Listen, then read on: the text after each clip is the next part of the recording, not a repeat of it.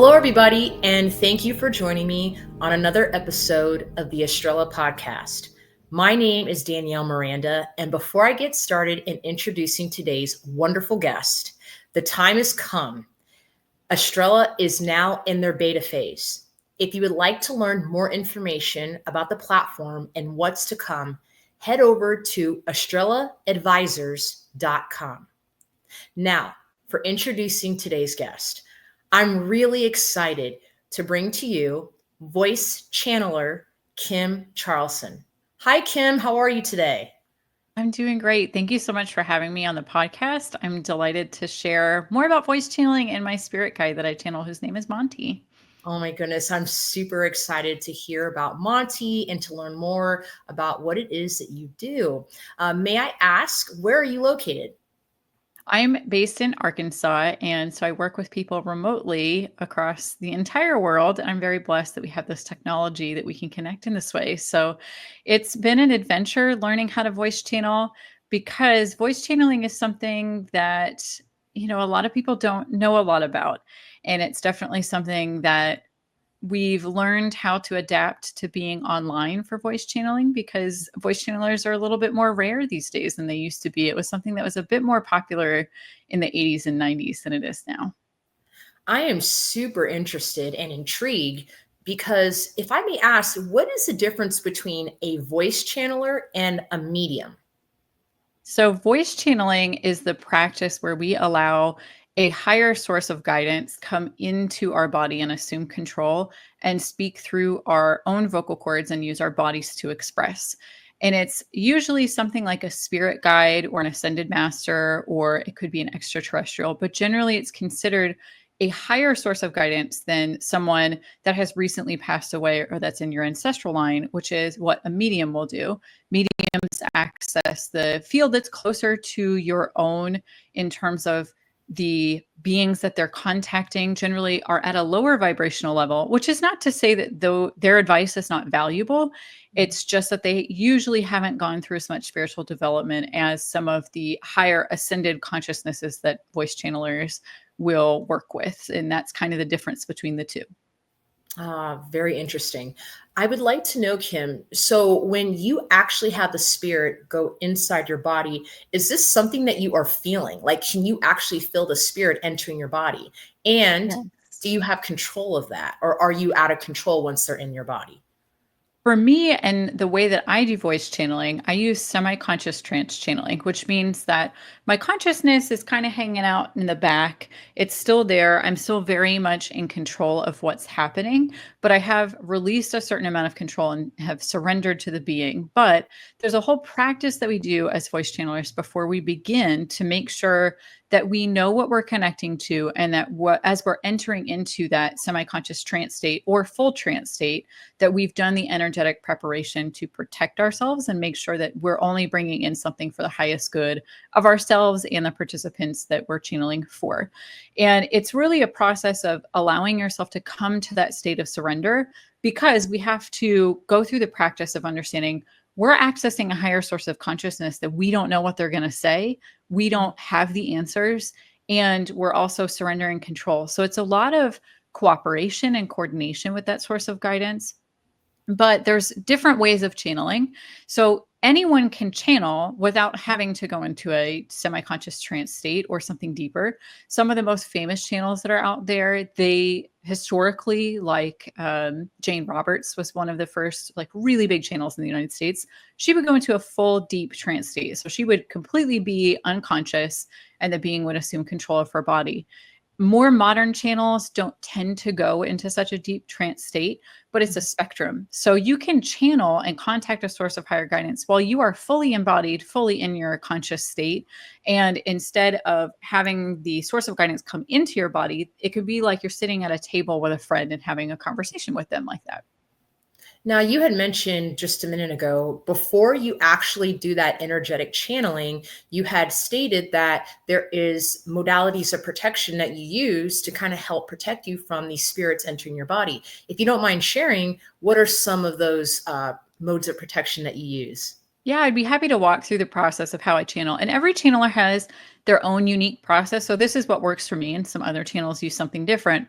But the first thing that I do is I do an invocation, and it's really just akin to a prayer where I'm setting the energetic tone and making sure that my own vibration is in a positive place. Then I make sure to ground my energy very, very deeply. And the reason why is so that way my consciousness is still connected with my body. And it's very easy for my consciousness to return to my vessel once I'm done channeling. That's a really important part that a lot of people skip over because they think, oh, we're just going upwards. But having that grounding is really important to make sure that the vessel also feels safe, because our nervous systems can also interfere with channeling. So grounding allows that sense of safety. Then after I've grounded and I feel really connected to the earth, I then actually take my thinking mind, which is not my consciousness fully, but just a part of it, the logical part, and I take that and set it to the side and say, hey, thanks, logical mind. Now is not the time, because a lot of channeling does not make logical sense. So we set that to the side so it's not filtering what's coming in. And then we open up and raise up our energy. So the most important part of channeling, especially when we're accessing those higher consciousnesses, is we have to think we're kind of down here in a solid state. So we can think we're kind of like ice. And a higher ascended being is vibrating at a much higher rate. So they're kind of like water vapor. We can't see them, but we can sense it. We know it's there, just like humidity. Mm-hmm. And so what we have to do is take our consciousness and raise it up to a level where we can meet them as much as we can. And they step down their energy as well. But once we get to that same level, that's where we can communicate with each other. So regardless of whether or not you're doing trance channeling and voice channeling, or if you're just trying to get in connection with them, that's what's required to make that connection. Then the next step, once I do that and I've opened up my vessel and I'm ready to receive the being that I'm channeling, I then call them in after making sure that there's nothing there and I can sense there's just one being or one collective for people that channel collectives, which is a whole other thing. But I make sure that I know who I'm contacting with. And for me, when I make that connection, I can sense, because I'm clairvoyant, I can sense different things.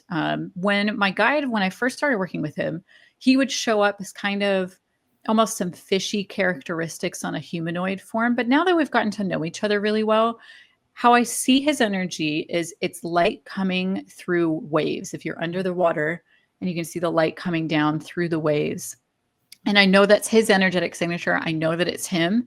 And then I'll allow him to come into my body at that point. And that's the preparation that I do. Some other channelers do more in terms of making sure they have a lot more protection. But for me, setting the tone and making sure that my energy is at a higher point and that I've done my invocation to really receive the blessings and gifts that are available to me and to the people who are participating in the channeling session, that's always been enough, because I'm also in control of what I'm letting in. So I'm consciously allowing my guide Monty to assume control and then inviting him into my body. And at that point, if I get to the point where I'm like, no, this channeling session isn't working, I'm done, I can remove him and kick him out at any time. That's something I'm always in control of. And that's why I do semi-conscious trance channeling instead of the full trance channeled state. I like that you had mentioned that at the end of the day that you do have full control as to whether Monty can channel and be inside of you or not. I think that's very important, because I have spoken to mediums or psychics before that have said that they were afraid because some of these energies were not good energies and they didn't want them to be inside of them or in their head or anything like that. So I love hearing that you, at the end of the day, do have control as to whether or not Monty can channel or not. Yeah. And the most now, if important I may ask part, him, go ahead. I am so sorry to cut you off. We had it had stopped a little bit, but I was like we have a bad connection for section. Yeah, it's a little delayed. Can you hear me now? Yes, I can. Okay, wonderful. I wanted to ask, were there any other spiritual entities or energies before Monty? How did you decide on Monty? How did you know that Monty was going to be the main channeler that you were going to have? So before I worked with Monty, I struggled to be able to get in touch with my spirit guides. Monty is one of my spirit guides, and he's really my companion in channeling, that he's my spiritual counterpart, basically, in the spirit world. But before that, I went on a journey of lots of energetic healing, but every single time that I was in an energy healing session with my energy coach, I could sense my spirit guides then, but as soon as I would try to sense them on my own in my own meditations afterwards, I was unable to. So it was definitely a journey, that this is not a gift that came to me innately, that this is something that I've worked on. So when I first started to want to be able to connect with my spirit guides, I tried everything under the sun, of lots of free different meditations, different books, different classes. Nothing would really allow me to get in touch with my spirit guides, no matter how hard I tried. And so I assumed, well, this must be a gift for a select number of people, and that I'm just not one of the people that can do that. And so decided, I'm going to focus on working with my highest self. That's a much more accessible energy for me because it's part of me. So I don't have to do a whole lot to get there. So when I first started, and I didn't know at the time it was channeling, I would write down what I was feeling or what I was going through in my journal, and then my highest self would respond. And that I did not know was inspirational writing, because I wasn't releasing control. I was listening and then writing down what I was sensing and feeling. We would qualify that as inspirational writing, versus automatic writing is when you're letting them really go through your hand and write for you. Yes. And usually your consciousness is still there, but it kind of feels like, oh, this is kind of writing on its own. I wasn't quite doing that yet, but that was the first way that I started to channel, was really working with my highest self. And as I started to implement the advice that my highest self gave of the issues that I was facing in my life at the time, it started working. And as I developed that connection, I started to have a different perspective on my life and be able to maintain my energy at a higher vibration more of the time. Because instead of being focused so much on the material world and the challenges that I was going through, that allowed me to really start to connect with my soul more and to be the embodiment of my soul more. And then eventually, when I tried to connect with my spirit guides again, that's when I could finally be able to connect with them. And when I was first working with them, they would come kind of like as a mass of, I couldn't define each different spirit guide on my team, that they were all just kind of a spirit team collective. And I would receive messages from them that way, was how it first started.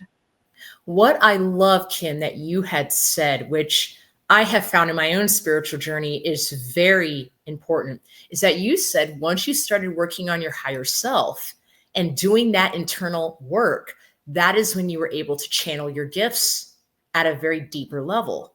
I find that very interesting, because I've experienced the same, that once I started to work on my higher self, then my intuition became stronger and I started having visions. I tend to have them in my sleep, but as I did the work, it became easier. So that is very, very interesting that you are confirming that working on your higher self is the right thing to do if you want to channel more. And it's easy because our higher self is with us all the time. So where I talked about that we're at different levels of vibration, our higher self is always part of us, even if our vibration is particularly low. And a lot of mediums, to speak to that they've expressed fear, the reason why that sometimes mediums have to have a much higher level of protection than a channeler is because they're working at a lower vibration, where sometimes there's things hanging out there that are unsavory that we don't want to work with. Whereas when we can really raise our energy up to that really elevated state, we don't encounter that as much, that it's less of a problem for channelers than it is for mediumship in that way. But for anyone that's starting, connecting with that higher self is a really great way to get started, because you don't have to be really skilled at working with energy, because even mediums do have to raise their energy up a little bit and start using their psychic skills. Channelers have to raise it up even more. Whereas when you're working with your highest self, that's already in you. You don't have to do anything to access it other than just allowing yourself to tap in. Right, right. Now, Kim, you had mentioned that being a channeler is not something that you were born with. It's something that came innately through the work that you were doing. Was there anything prior to channeling that you noticed that, okay, I'm a little different here, or I can see or feel things that my friends or family cannot? Did you have anything like that prior to really honing in on your channeling? Absolutely not. Okay. I am kind of an oddball in the spiritual space, in that I decided to do energy healing and did it very, very intensely for a few years. That I worked with an energy healer who's based in Australia, and we did remote healing. And I would meet with her once a week and we do an hour-long healing. And I would repeat that healing every day until we did our next session the next week. And I did Mm, it for a number of years before I could really come into my own energetically. Before all of that, I was very, very logical, very, very focused on, hustle culture of the very materialistic status quo and that focus, because in many ways, that was how, despite that I was brought up in a very loving Christian family, that was our focus. That was what our right. priority was. And I never really had any sense of intuitive skills whatsoever.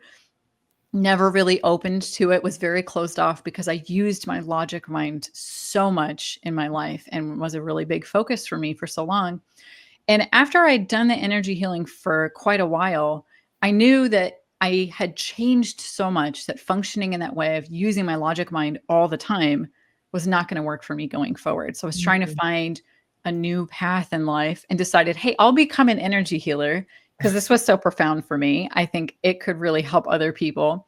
And I decided to give away energy healing sessions for free to friends Wow. and family. No one took me up on it at What? all. Yep.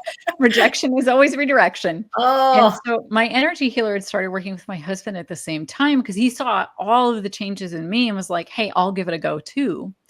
And I was talking with her of, I can't find anyone that's going to let me try this out with them. I really want to do this, but no one seems to be taking me up on this offer. And she said, why don't you try it with him, with your husband, and see if this is going to be something that you want to do. He needs some extra help. He's really sorting through some big blocks right now.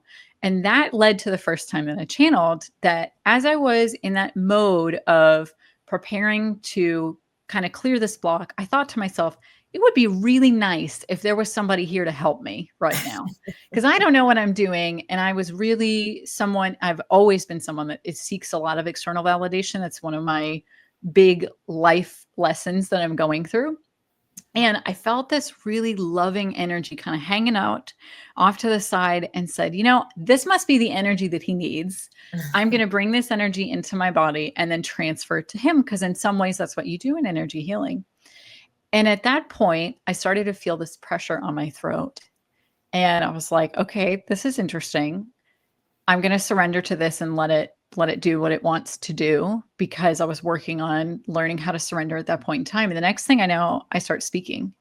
oh, So for me, channeling the first time that it happened was spontaneous, but I didn't understand I'd already been doing a lot of the work to become a channeler beforehand, of doing really extensive energy work, doing my inspired writing, channeling with my highest self, beginning to connect with my spirit guides on my own. All of that are the foundational things that most channelers have to go through to be able to channel. And after I finished the session with him, he was like, and he can connect with his spirit guides very, very easily. He's fortunate in that way. He was like, this is a conversation I was just having with my spirit guide before we started this. And that was a continuation of the conversation that we were having. oh, I think wow. you channeled. Yeah. And neither one of us really knew what channeling was at that point in time. So we're like, what just happened?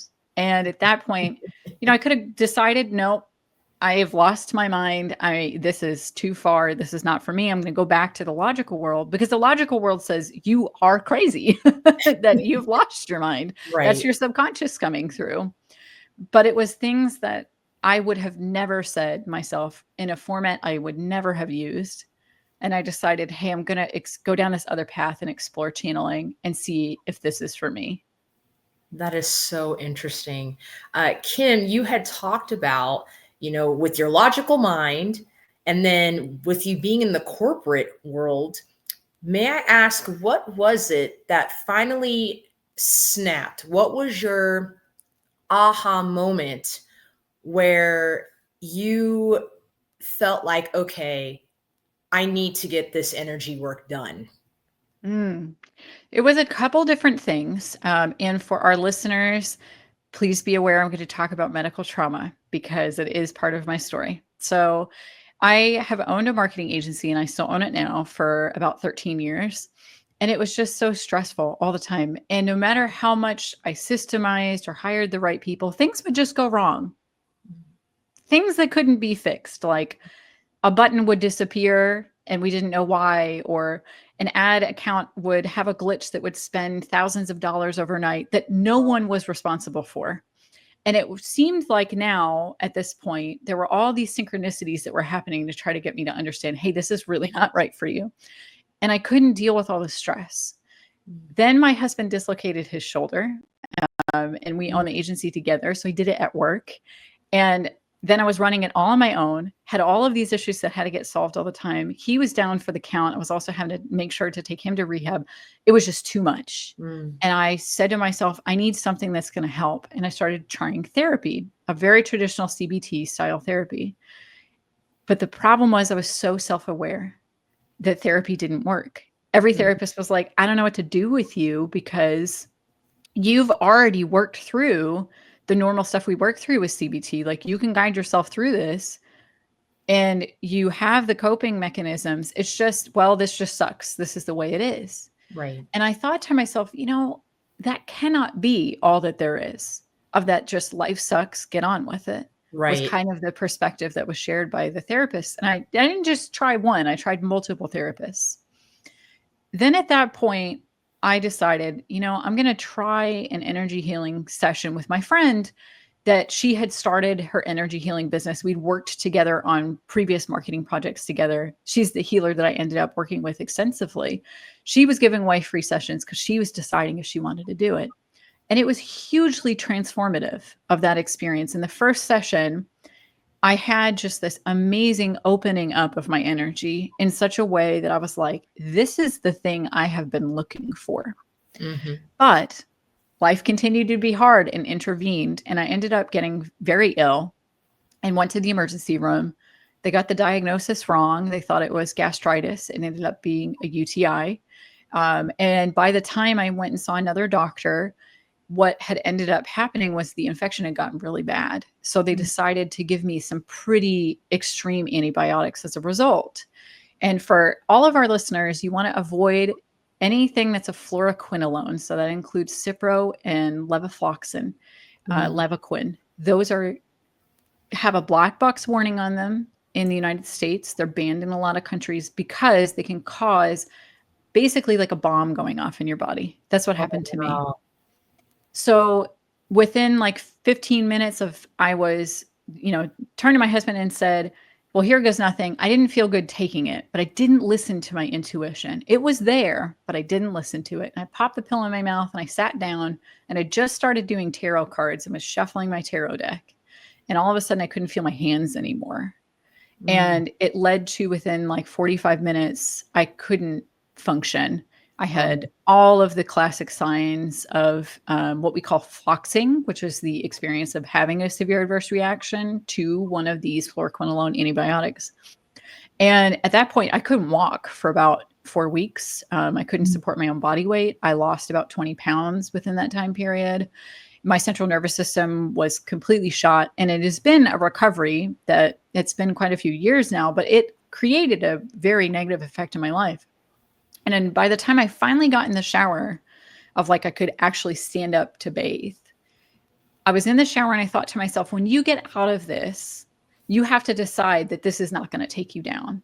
Right. And that was when I decided, okay, energy healing is the thing that worked. I'm going to do that. And that's when I made that commitment to doing energy healing and going down this path, because as well, I knew in that moment that the medical community didn't know what to do with me. Right. So it's a rare reaction. It's not super common, but it is so severe. And now certain medications I can never take of like the standard line of treatment, my body reacts to them and I can't have them. So there's not a lot of solutions. So I was like, well, my logic mind doesn't know what to do.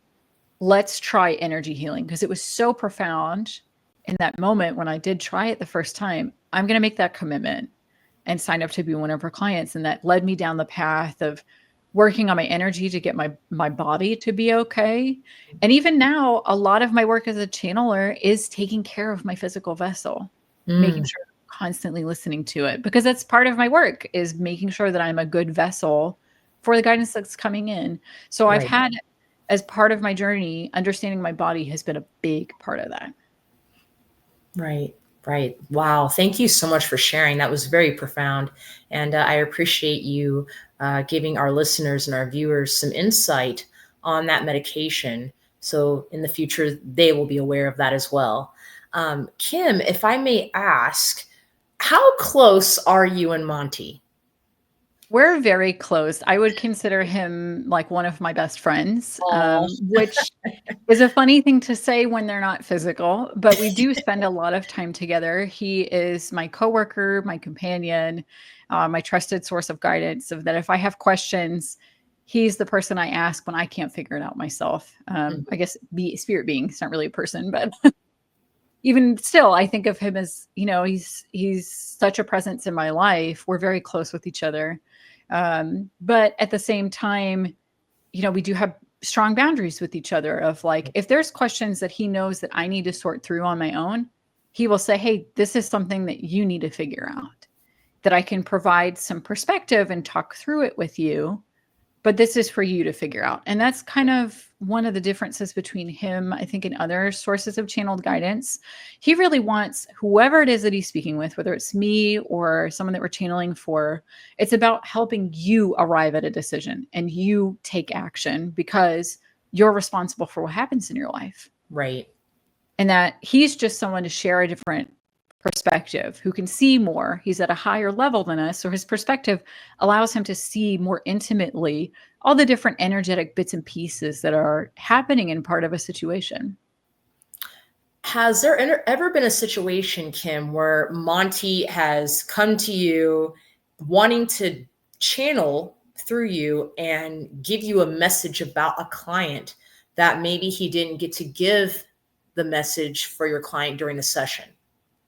Honestly, actually not often. And the reason Okay. why is we have pretty clear boundaries about our session times are for the clients. And then after that is our work together, which has been one of the good parts of working with him, is that we have really clear boundaries of what we do and when we do it. And so we have client sessions that we do. We also have a membership where we'll channel weekly messages for our membership. And then we also have our podcast that we do together. And so we'll have different kind of perspectives that he shares in those. And it's the thing I find the most interesting is that he acts differently in those different settings, just as a person would, of when he's in a more intimate one-on-one container with someone when we're doing a channeling session. He's a little bit more gregarious, is a little bit more funny. He will kind of sometimes not mock, but like kind of point out like, hey, this logic is a little off. Like maybe you should reconsider in kind of a funny, gentle way. And in our membership, he's a little bit more, accountability and let's show up and do the work together. And then on the podcast, he has more of like a teacher persona. And Yes. it's interesting to see how he changes depending on what environment he's in, just in the same way that we do. Right. When you and Monty are working with a client, are the sessions timed or do you base it off of whenever Monty's done giving your client their message? So how he works the sessions, and I really say he works them because I just show up and I'm the vessel. And so I do my preparation work in the beginning that we talked about before of that process to prepare to channel. And then at that point, he takes control of the show, basically. Mhm. He always starts with an opening message, and our clients come with 8 to 10 questions that they've prepared. Very often, even if we've never had a session with that individual before, he will answer the first 2 or 3 questions in the opening message that he gives. Wow. And then he'll go into Q&A, and it's very, like sitting down with a friend for coffee is what he wants people to feel like. It's more of a conversation, and he encourages them to ask more questions. He'll say, do you need more clarification on this? Does this make sense or not? He'll guide them through different energetic exercises. And then he'll get to the end and say, do you have anything else? But somehow in his infinite wisdom of what he has, it's always timed exactly right. And then he'll give a closing message at the end and usually leaves us 10 or 15 minutes at the end to kind of discuss the human implementation side, or if they need some advice of if they're working through their own channeling practice or how to apply different techniques that he's talked about in the session and what they need to do with those. But somehow in a 90-minute session, he always makes sure that from the time that we start, he always gives about 10 or 15 minutes at the end without any timekeeping on my behalf. And it's pretty amazing, honestly. That is really cool. Are there any specific topics, Kim, that Monty specializes in? Love and relationships, career, maybe just overall view of one's life. Is there anything that he likes to focus on? He really likes to focus on our connection with our souls and how we are showing up in the world as an embodiment of our soul. And that has been such a part of my own journey. So I deeply appreciate his advice that he has to share. So sometimes it can be things, we get a lot of business folks that come in and ask questions about their business, but every single time he turns it back around and says, okay, but who are you being? Right. How are you showing up in this way? Is this really the version of yourself that you want to present to the world? Right. And it can be stuff for like relationships. He gets, a wide variety of questions that come in. The only things that he will not answer is medical and financial, that those ones, he really thinks, those are human issues that we should go to human experts for more so. And the other thing is that if we do get someone that has experienced an entity attachment of a negative entity, which is when, you have a lower vibrational being that's attached to you that you don't want attached, we recommend that they contact our friend George Lizos, that he's a really skilled energetic protection and entity attachment practitioner. So we send our folks there if those people come to us. Oh, that's wonderful. Kim, if you do not mind, would you be able to go into detail or give us a little sample of maybe what some channeling with Monty would look like? Yes. Would you like me to bring him in? I would love for you to bring him in. I think the viewers and the listeners would love that too. Okay, so I will do an abbreviated version. So we won't do the invocation, but then I'll just get into the channeling state because we've already prepared because we knew that you were going to ask for this. So we are ready to go. So if you just give me a couple of seconds here, I'll tune in with him. And then the next voice you hear will be his. Okay.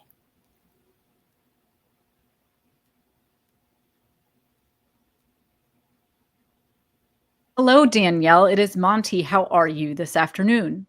I am great. How are you, Monty? Oh, doing delightful. Thank you so much for having us on your show. So what questions can we ask and provide answers for from your spirit team for you today? Great question, Monty. I would like to know, what advice would you give to myself or any of the viewers and listeners that are watching this episode today in order to be able to reach their highest self in 2025? Now, what is important to understand is that your highest self, as Kimberly has already spoken about, is always accessible to you. It is not something that you have to acquire. It is something rather that you learn to embody. And to do this, you must first allow yourself to come into a state of connection with your higher self. Your higher self is really the bridge connection between you and your embodiment and your soul, the infinite potential of who you are. Your higher self is the connection between you and your soul, but can interface as a person with you, both externally, that you can consult in a more consultative approach of asking questions and getting answers, or to allow yourself to become the embodiment of that energy, which then allows you to receive more energies from your soul and the infinite potential of who you are. So in a practical sense, what this means is allowing yourself to come into alignment with your highest self. We would guide you through a practice now of allowing yourself to focus first on the area near your heart, of allowing yourself to take a deep breath and just for a moment, putting your consciousness in that area. This is the reside of your soul within you. It is where the seat of the soul exists. And so you can tap into that area, just imagining, if you will, a ball of light that is inside of you now, allowing yourself to tune into this connection and feeling it unfold and encompass all of your being. Just in this simple exercise, you are now allowing yourself to become the embodiment of your higher self, because you are becoming the bridge between your body and your soul. That is what it means to be the embodiment of your highest self. By allowing this connection to your soul, you are allowing yourself to make decisions from your soul energy, to live more in alignment, to come into beneficial alignment of who you are.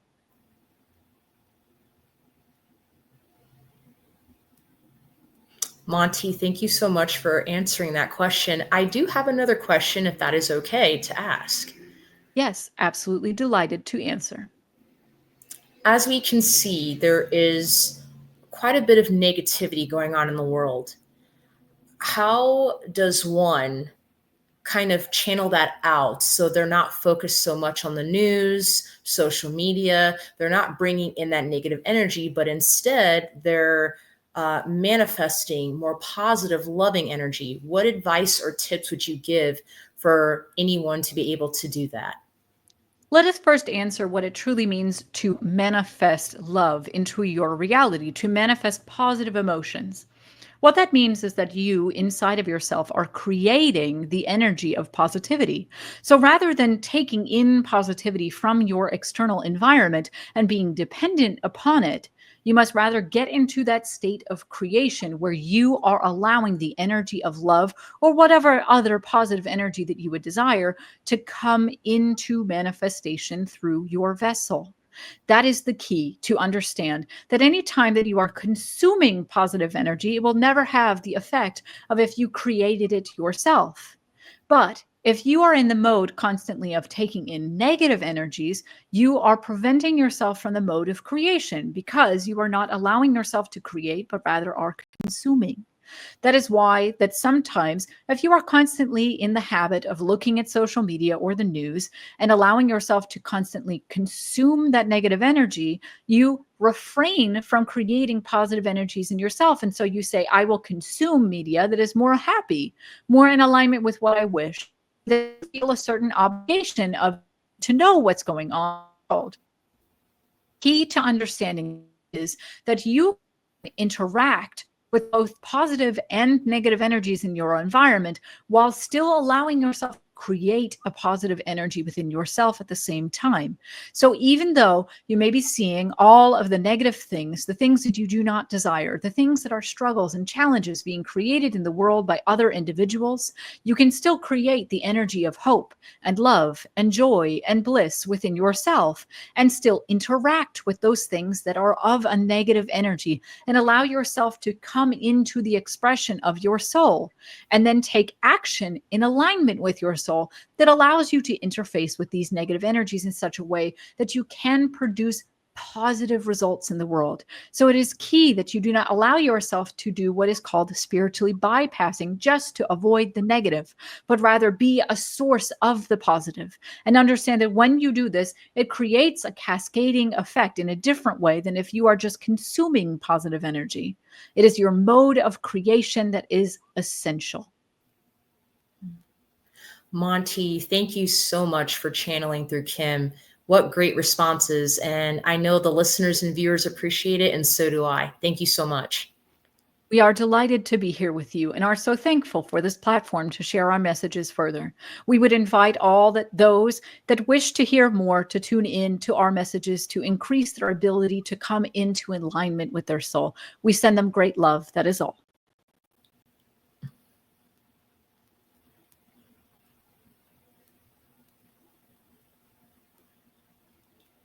And it's back to me.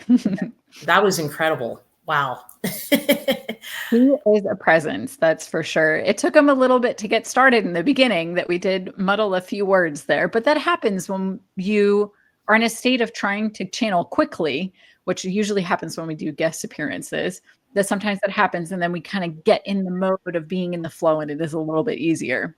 Yes, yes. Thank you so much for that. That was incredible. And I'm sure the listeners and viewers really enjoyed that as well. And one thing I will add that Monty shares quite often is that we are affected less by negative energies in the world, the more that we can create positive energies within ourselves. Mm, And the more that we are in alignment with our souls, the less the external world tends to affect us. Because when you're really connected to yourself, you know what you are. And yes. so nothing can tell you different. And that's something that he often tells some of our clients. Yes. Has there ever been a point, Kim, where Monty did not want to come in. Maybe you were on another podcast or a show and he just had no desire to come in and channel. No, that's never happened, thankfully, that he's always there if I ask him to. But if I am too tired and know that, or like I've been ill, he'll be like, no, today's not the day. He'll come in, but then he'll say, not right now. Today's not the day to do this. And then he'll instruct me usually to either go do more of my energetic practices or take a nap. Make sure that my vessel is in a spot where I can really hold his energy. Cause that's the, big part of it is that I have to be in the capacity to be able to hold his energy.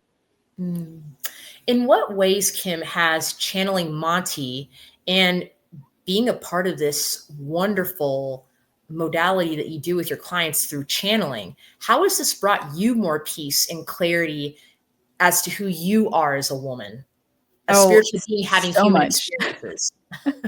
So much. Without fail, if I am struggling with something in my own life, I will have a client schedule a session that's a new client I don't know anything about, never seen before. We'll schedule a session, and without fail, the first question they will ask is the question that I should have been asking. Almost every time, of like, if it's something that I'm struggling with and that I feel I can't channel on because it's too difficult or too heavy and I just can't seem to get my energy up high enough to really know that I'm coming into clear connection with Monty or any of the other spirit guides that I work with. If that happens, somehow my spirit guides will always coordinate in such a way that I will have a client come forward that will give me what it is that I need to also know. So it could be things like different business decisions I've had to make or things in relationships that I have. Without fail, it will always come up. What advice, Kim, would you give to our viewers and listeners who either A, know that they have this channeling ability, or B, they may not know that they have the channeling ability, but intuitively they feel that there is something that they have spiritually to offer to the world? Everyone can channel is the first thing to know.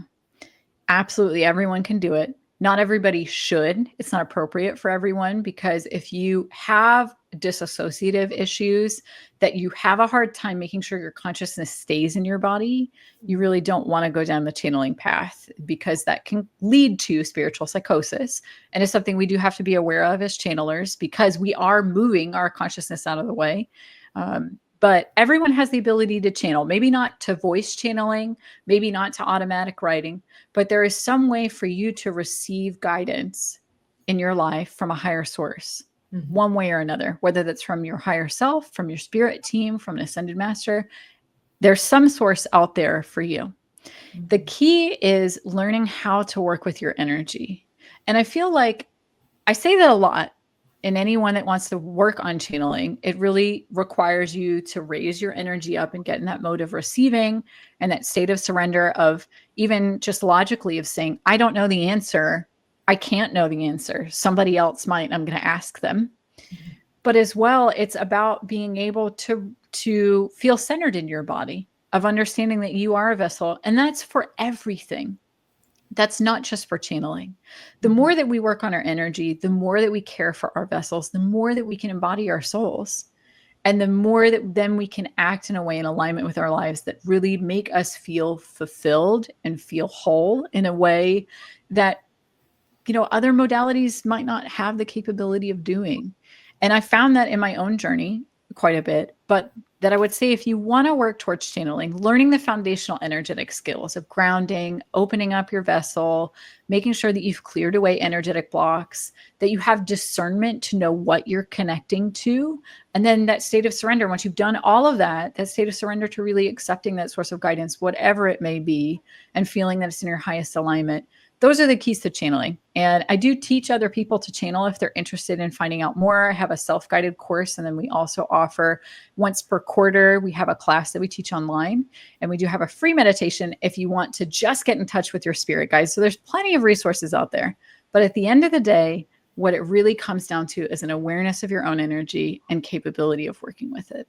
Oh, that is an excellent answer. Thank you so much. Kim, as we near the end of this episode, I would like to know, you had just mentioned that you have modalities for listeners and viewers who want to learn more about channeling and may want to work with you, what social media platforms or websites do you have that you could share on this episode so that people can, in fact, get in touch with you? Yeah, the best place to find us, and I do say us because it is also Monty's, is kimcharlson.com. And we have, as I mentioned before, our membership that we release weekly messages every Monday and have a community there. We have our podcast that listeners can also submit questions there that we'd be happy to answer. Then we also have our social media on TikTok, Instagram, and then I am personally on Threads. Monty doesn't really participate in that much. But TikTok is definitely a good place to hang out because we do lives there occasionally. And we'll take listener question or participant questions from the audience. If they would like to get started communicating with their spirit guides, we have a free meditation to connect you with your spirit guides that goes through the kind of a baby version of the process that I do every time I connect with Monty. And that will give them a really good starting spot. Wonderful, wonderful. Thank you so much, Kim. You were a fantastic guest. I learned so much about Monty and about channeling.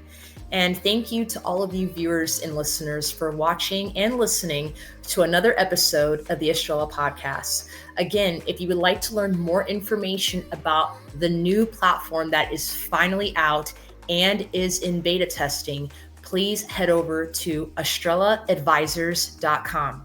I'm Danielle Miranda, and thank you so much. Kim, thank you very much for being a great guest today. I really appreciate it.